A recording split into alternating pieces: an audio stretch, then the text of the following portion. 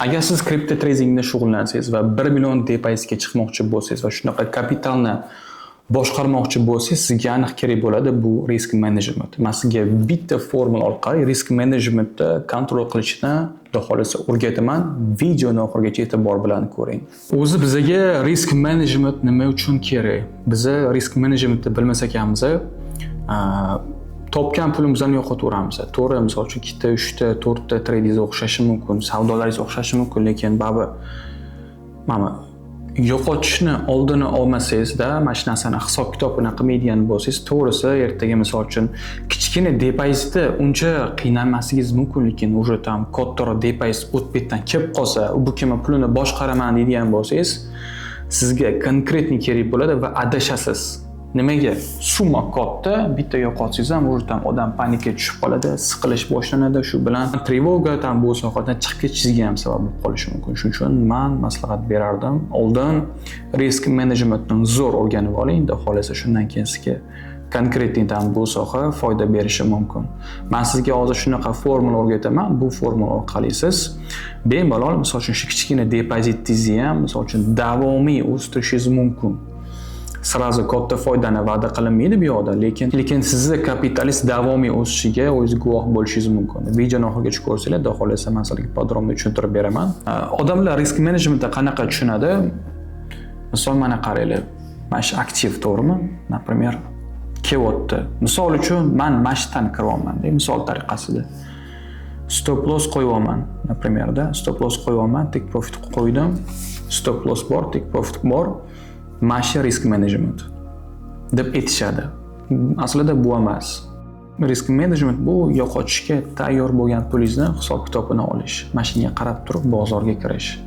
Mana shu narsa risk management. Podrobno tushuntiraman sizga, qarang. Bizda o'zi risk reward degan narsa bor. Mana ko'rishimiz mumkin bu yerda mana 1 ga 5. Ya'ni nima degani bu? 1 ga 5, 1 yo'qotishingiz, 5 bu foydangiz, sizga topadigan pulingiz. Ya'ni oddiy qilib meni traderlarni tilida aytadigan bo'lsak, 1 bu stop loss urishi, 5 bu foydangiz. Take profit ya'ni. 1 ga 5 risk соотношение o'zi bu juda zo'r degani. Xo'p, minimum qancha bo'lishi kerak? Minimum 1 ga 3 bo'lishi kerak.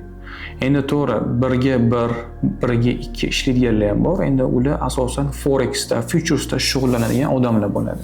Biz endi spot va traderimiz shuni hisobiga bizga 1 ga 1, 1 ga 2 соотношение bizga to'g'ri kelmaydi. Spot va savdoga. Bizda minimum 1 ga 3 bo'lishi kerak. Ya'ni 1 yo'qotishimiz, 3 bizning foydamiz. Mana shu narsa bizga foyda berishi mumkin. Misol uchun qarang. 3 ta savdo qildingiz. 3 ta savdo qildingiz, ikkitasi o'xshamadi, lekin bittasi o'xshab qoldi-da. Siz baribir foydada bo'lasiz. 3 sizni topishingiz, 1 yo'qotishingiz, to'g'rimi? Misol 2 ta trade o'xshamagan bo'lsa, 3 tadan bitta savdo o'xshagani sababli siz baribir umumiy holatda foydadan chiqib ketishingiz mumkin. Qarang, men sizga tushuntiraman. Misol uchun bizga kalkulyator kerak bo'ladi. Birinchi bo'lib biza yo'qotishga tayyor bo'lgan pulimizni hisob-kitobini qilamiz. Misol uchun sizni $1000 pulingiz bor, to'g'rimi? Mana $1000 1% necha bo'ladi? $1000 1% $10 bo'ladi.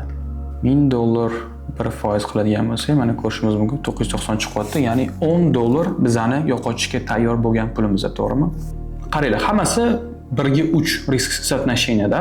Lekin foizda har xil chiqishi mumkin, например, da. Foiz har xil. Bu misol uchun 6,5% chiqyapti stop loss. Buni ko'rishimiz mumkin 3,5% stop. Buni ko'rishimiz mumkin 11% dan oshiq stop. Lekin qarang, bitta narsa, siz $1000 pulingiz bor. Mana shu yerda endi hisob-kitob qilamiz. Bizga endi kalkulyator kerak bo'ladi.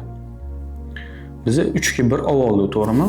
Bizani $1000 pulimiz bor. $1000 dan biza shunda $10 ni yo'qotishga, ya'ni yo'qotishimiz mumkin. Yo'qotishga tayyormiz, to'g'rimi? Endi nima qilamiz, qaranglar.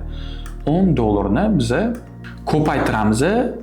Mana foizga, ya'ni 3.41 ekan mana. 3.41, ya'ni stop loss'nikini yozaman. E'tiborli bo'lamiz. Mana 3.41. Stop loss'nikini yozamiz.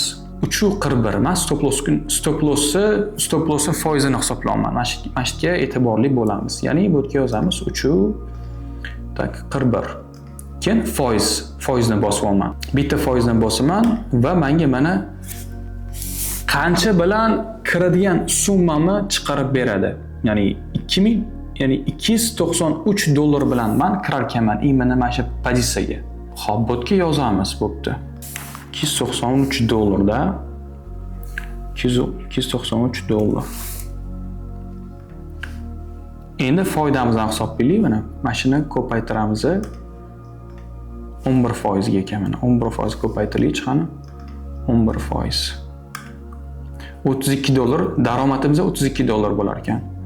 O'tga yana endi foydasini ham yozib qo'yaveramiz, adashib ketmasligimiz uchun. 32 dollar mana. Bu bizning foydamiz. Pastiga, bu o'tga mana qilaylik.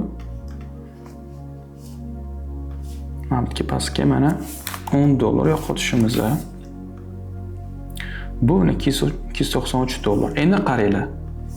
Bu pozitsiyaga biz 293 dollar bilan kirar ekanmiz.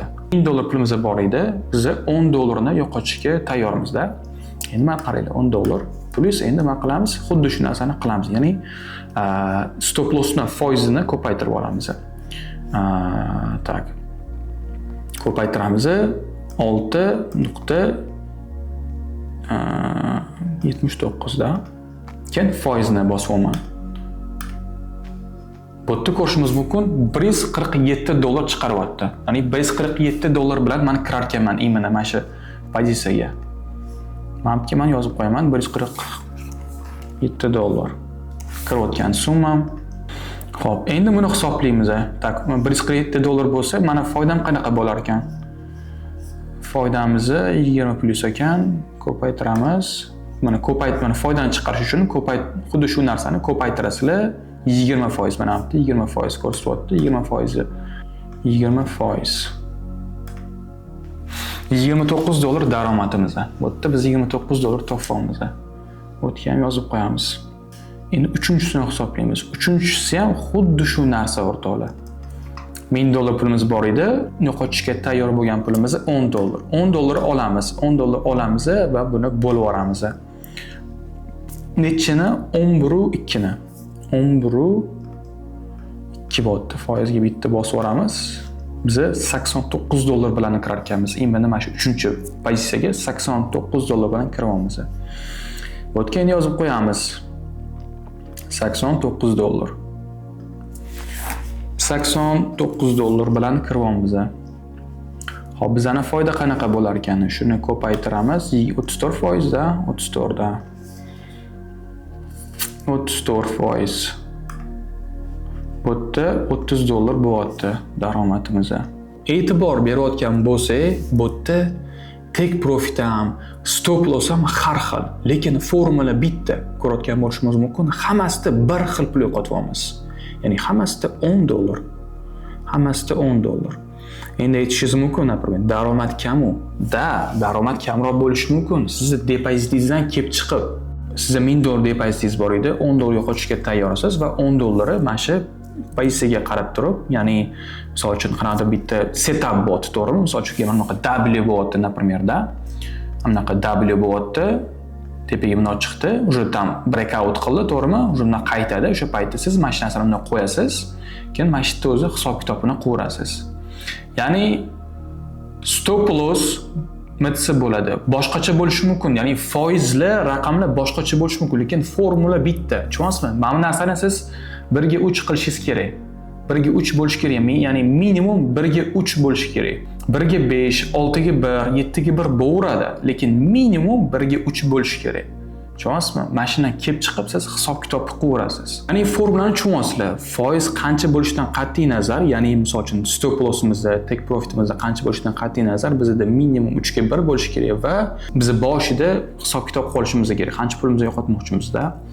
1000 dollar pulingiz bor, 1000 dollardan misol uchun 10 dollar yo'qotmoqchimisiz, 10 dollar endi biz stop lossga bo'lib yuboramiz va foiz qilamiz. Shunda kiradigan summangizni chiqarib beradi. Biz kiradigan summani havodan olayotganimiz yo'q. Bilayotgan bo'lsak, biz hisob-kitob qilib turib chiqaryapmiz. Bir xil insonlar havodan oladi-da, ya'ni misol 1000 dollar pulim bor, to'xta 200 dollar bilan kiraman, to'xta 300 dollar bilan kiraman. Bu to'g'ri emas risk menejmentga. Risk menejment mana haqiqiy risk menejment mana shu narsa. Endi aytishingiz mumkin, hop bu daromad kam-ku, hop 29 dollar, 30 dollar. Endi qarang, sizda 1000 dollar pulingiz bor edi, depozitdan kelib chiqib. Endi qarang, men sizga endi 10000 dollar hisob-kitobini qilaman. 10000 dollar pulingiz bor, например, da. $10,000 pulingiz bor. $10,000 bizni 1% ga yo'qotishga tayyormiz. $100 bo'ladimi? 1% qiladigan bo'lsak, $100. Endi qaranglar. $100 pulimiz bor. $100 endi ko'paytiramiz. Bo'lamiz deganim. Bo'lamiz, mana shu xuddi shu stopga. Ya'ni 3.41 da 3.41 bo'lyapti. Shunda foiz qo'yamiz. Shunda biz mana $2,932 bilan kirishimizni aytyapti. Tushunasiz? Ya'ni $2,932 kiradigan summamiz. Mana shunaqa summaga biz sotib olamiz. Va bizning foydamiz qanaqa bo'lyapti? 11% bo'lyapti. Ya'ni ko'paytiramiz. 11 bitta foiz bosaman. Shunda bizning daromadimiz take profit ishlasa $322 biza foydamiz. Tushunasiz? Agar mabodo stop loss ishlasa $100 pul yo'qotib olmasa, agar take profitimiz ishlasa $322 foydamiz bo'lyapti. Tushunasiz? Ya'ni formula bitta bo'lyapti. Hozir misol uchun mamnun hisob kitob qiladigan bo'lsam, bu yerda ham $100 pul yo'qotasiz. Lekin daromad har xil va kiradigan summangiz ham har xil bo'ladi. Men sizga yana bitta ko'rsataman, qarang. Yaxshilab e'tibor bilan ko'ring. $10,000 ni 1% $100 olamiz. Endi mana bunga ko'paytiramiz. Ko'paytiramiz stop lossni 607 bo'lyapti. 607 ni chiqaramiz. $1,492 chiqaryapti. Ya'ni $1,492 bilan biz kiryapmiz mana shu ikkinchi pozitsiyaga. Bizning daromadimiz qanaqa bo'ladi? Ko'paytiramiz 20% da. Bizning daromadimiz $298 bo'lyapti. $298 bo'lyapti. Nech qarang, bitta narsaga e'tibor beryapsizmi? Bu yerda 3.5% stop. Bu yerda 6.5%, deyarli 7% stop bo'lyapti. Lekin siz ikkalasida ham, даже uchalasida ham siz $100 pul yo'qotyapsiz. Tushunasiz? Ya'ni aytmoqchi bo'lgan narsam, bu formulada ishlaydigan bo'lsangiz, millionlab dollar pulni bemalol boshqarishingiz mumkin va depozitingizni davomiy o'stirishingiz mumkin. Depozitingiz $1,000 bo'ladimi, $10,000 bo'ladimi, $1 million bo'ladimi? Mana shu formulani ishlatishingiz kerak bo'ladi. Agar davomiy o'ssin depozitim deydigan bo'lsangiz. Bilayotgan bo'lsangiz, yo'qotgan summamiz hammasida bir xil chiqyapti. Lekin kiradigan summamiz boshqacha. Sotib qoladigan summamiz boshqacha. Uni ham havodan olayotganimiz yo'q. Po faktu hisob-kitob bilan chiqib kelyapti bu narsada. Shuning uchun mana shu formulani biz ishlatishimiz kerak bo'ladi. Haqiqiy risk management mana shu narsa. Mana shu narsani ishlatsangiz, xotirjam bo'lasiz. Ortiqcha stress qilmaysiz. Nimaga?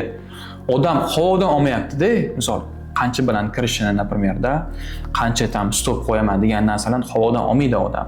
Siz bilasiz, minimum risk соотношение kamida 3 ga 1 bo'ladi da va yo'qotgan summamizdan 1% ni misol risk qilishimiz mumkin. 1% ni olasiz, stopga bo'lib yuborasiz, sizga kiradigan summani chiqarib beradi. Bo'lib shu bilan savdo qilib yuborasiz. Menimcha foydali bo'ladi deb o'ylayman. Agar sizga video yoqqan bo'lsa, bitta kommentga fikringizni yozib keting. Keyingi videolar ham shunaqa bir foydaliroq bo'ladi. Bitta narsa aytaman sizga. Videoni kamida 5 martalab, 6 martalab, kerak bo'lsa 7 martalab ko'ring. Chunki nimaga? Bittada tushunmaysiz. Kamida videoni 5-6 martalab ko'ring va bozorda ishlatib ko'ring shu narsani. Juda ham sodda formula. Ishlatsangiz sizga aniq foydasi yetadi va bu formuladan chetga chiqmaydi. Formuladan chetga chiqdingizmi, o'sha depozitingiz yana oqib ketadi, boshqa bo'ladi, muzlaydi, yana stressda o'tirasiz. Bu narsani odamlar pulga sotadi. Men sizga besplatno berdim. Shuning uchun podpiska qiling, fikringizni yozib keting. Xohlasa keyingi videolar ham sizga shunaqa foydali bo'ladi. Sog' bo'linglar, charchamanglar.